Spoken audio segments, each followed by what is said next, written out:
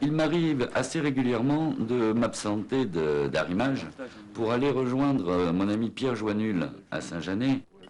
Il me prête son atelier et son concours pour mes activités de peinture. Je suis heureux de retrouver l'atelier parce que... Ah oui, je vois que tu as fait installer ton personnage, là, que je ne connais pas. Alors tu vois, il est très, très dynamique. Ça évoque une couleur dont je t'ai parlé, peut-être que tu utiliseras sur la toile, transparente, un or acra. Tu vois, voilà. C'est un peu or et marron. Toi, tu vois, tu as tes références de couleurs, tu vois d'après ce que ça donne, quoi.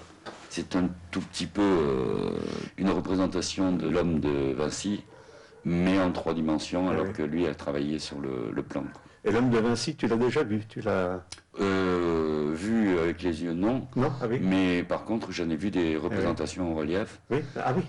Et j'ai beaucoup travaillé les proportions et les dimensions, ce qui fait que aujourd'hui, quand dans mes peintures ou dans les sculptures, il y a des proportions qui ne paraissent pas justes, c'est pas parce que j'y vois pas, c'est parce que je le veux, quoi. Oui.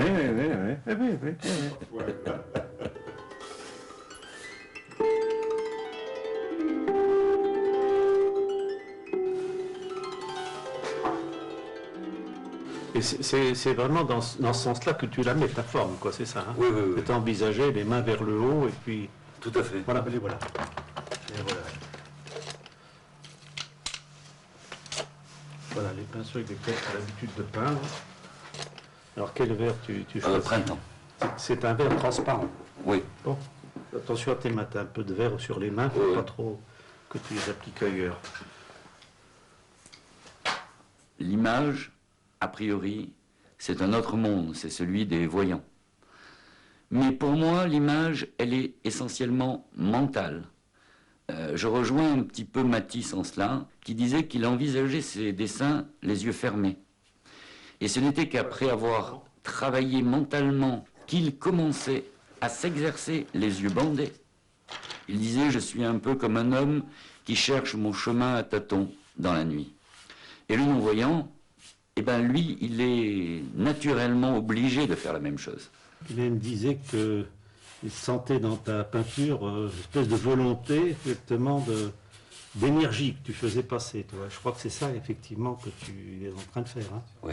C'est ça. Oui.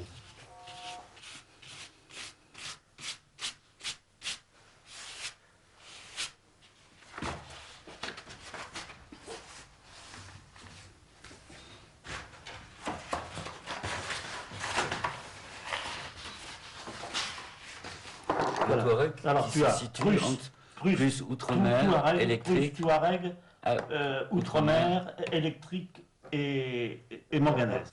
Pinceau large. Oui. Oui. Vis-à-vis Claude, quand il est en train de peindre, je n'ai pas d'intervention directe. De temps en temps, je lui dis, tu sais Claude, là je crois qu'il va y avoir un blanc. C'est la seule chose, les seules indications que je lui donne. Autrement, lui-même se débrouille. De temps en temps, je me dis, après tout, moi, j'aurais pas fait ça. Il y a trop de blanc, trop de passages. Mais ça donne au tableau une vibration, une chose personnelle sur laquelle je m'interdis d'intervenir. Peut-être ton appareil, on va te l'enlever, parce qu'on l'enlèvera après.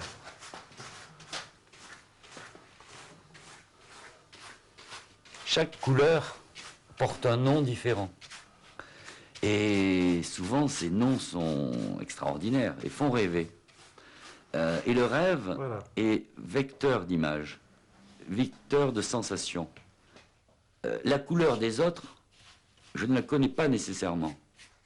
Mais les couleurs que je mets, moi, c'est moi qui les décide, c'est moi qui les choisis, c'est la vibration que je sens au moment où je crée, et c'est ce que je vais utiliser.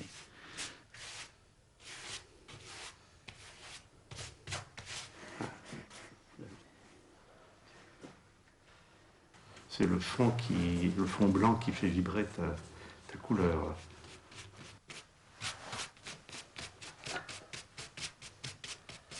Quand je suis en train de réaliser une œuvre, je sais que le fortuit peut exister.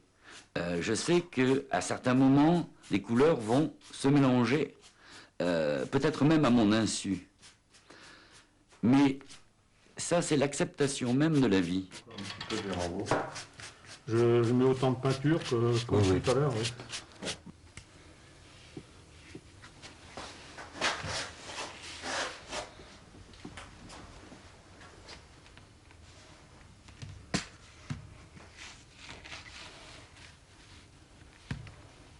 Voilà. Merci.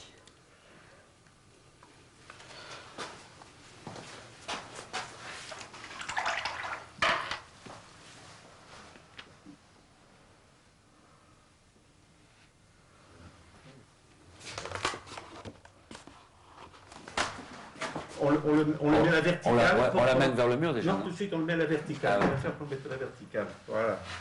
Comme ça. Voilà. Et si ces toiles peuvent apporter aux autres, tant mieux. Si ce n'est pas le cas, déjà, elles m'ont permis d'essayer de faire œuvre de vérité par rapport à moi-même. Et en ce qui me concerne, ça me suffit.